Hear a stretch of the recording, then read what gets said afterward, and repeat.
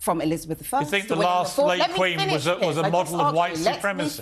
Let me finish my point. You just asked me several questions. Let me finish my point. Well, answer the question, Right, then. I'm getting there, so just finish. Well, hurry Let me up. just finish, OK? Hurry up. So, every king and queen from Elizabeth I to William IV has supported and profited off of slavery. So this is about the fact that this country was built off of racism, and that's this the country point. Also Wait, hold on a led. second. This country You can't just keep stems talking. From, no, because I haven't even finished my point. You Piers. can't just make outlandish statements about our royal family and not expect me to jump in. Piers, you keep interrupting. Can I finish my point? This country also led the world out of slavery. OK, so can I finish my point? A long time ago.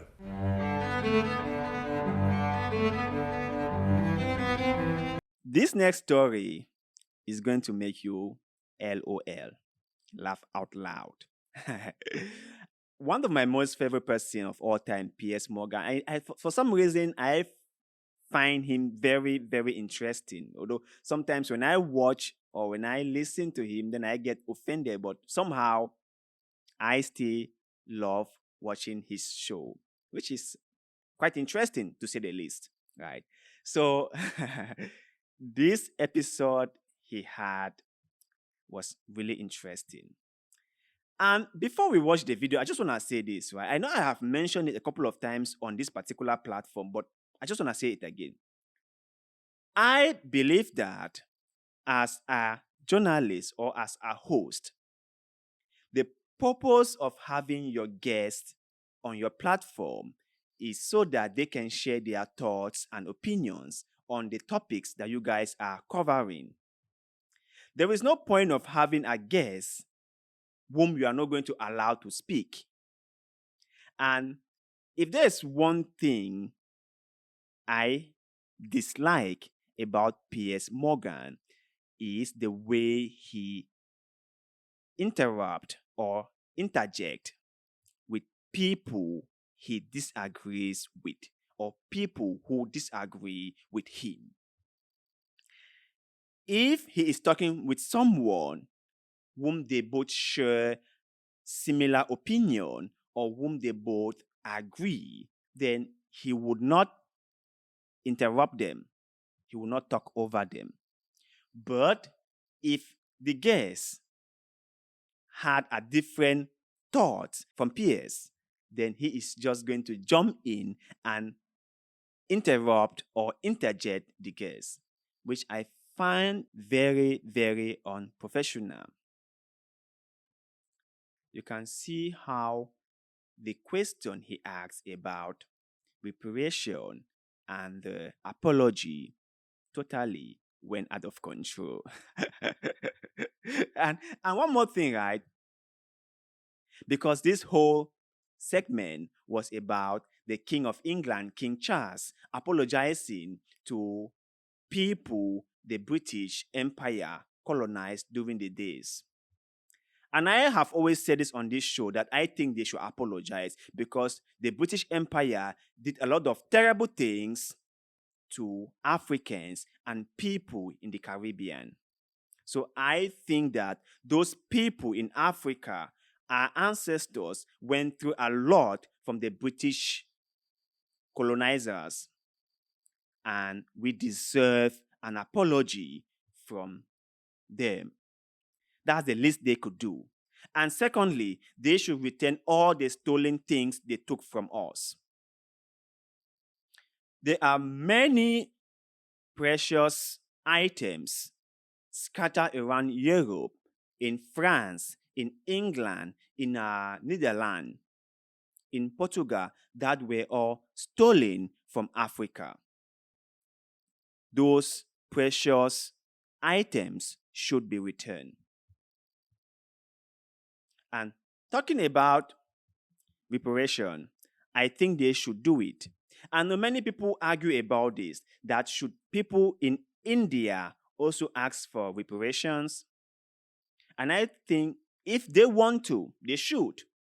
The fact that I am demanding I be compensated for something that was done against my forefathers is my right. So if you also want to demand something, you should do it.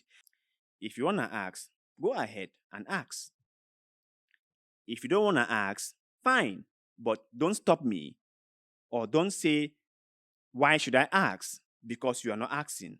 It's not my problem why you're not asking. If you want to ask, just go ahead and ask. But let's watch the video first, shall we? Always been my problem with this racism narrative that these two have spun without any evidence is that people around the world, particularly people of colour, they believe it. And why wouldn't they believe it? They're hearing the first person who wasn't a white royal bride say they're racist, these people.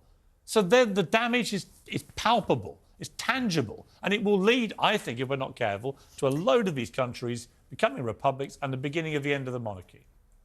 Thank you for your soliloquy. No, thank you.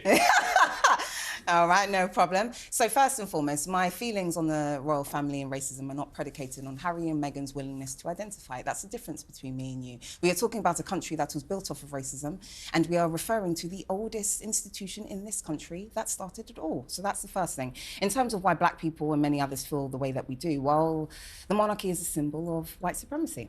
Okay? White supremacy. That is the reason. Let me just Why finish. does it make any difference if King Charles says sorry? Or why does it make if he pays money? What difference does that make? Okay. So reparations... How does that combat racism? No, it actually does. So let me The guy hasn't got a Let me racist bone in his body. He's done more for racism than any public figure in the country. Why should he be paying for the sins of people hundreds of years ago? Okay, so can I finish? Yes. Thank you very much. So, the monarchy is a symbol of white supremacy, which is what black people have had to contend with for the last 400 years, notwithstanding the fact that Elizabeth, or every king and queen, from Elizabeth I... You think the last late queen was a model of white supremacy? Let me finish. There's one thing about Piers Morgan that I really sometimes do not appreciate.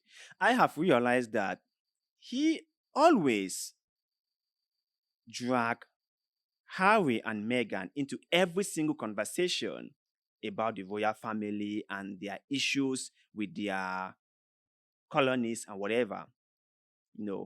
Now, Meghan and Harry said what they said.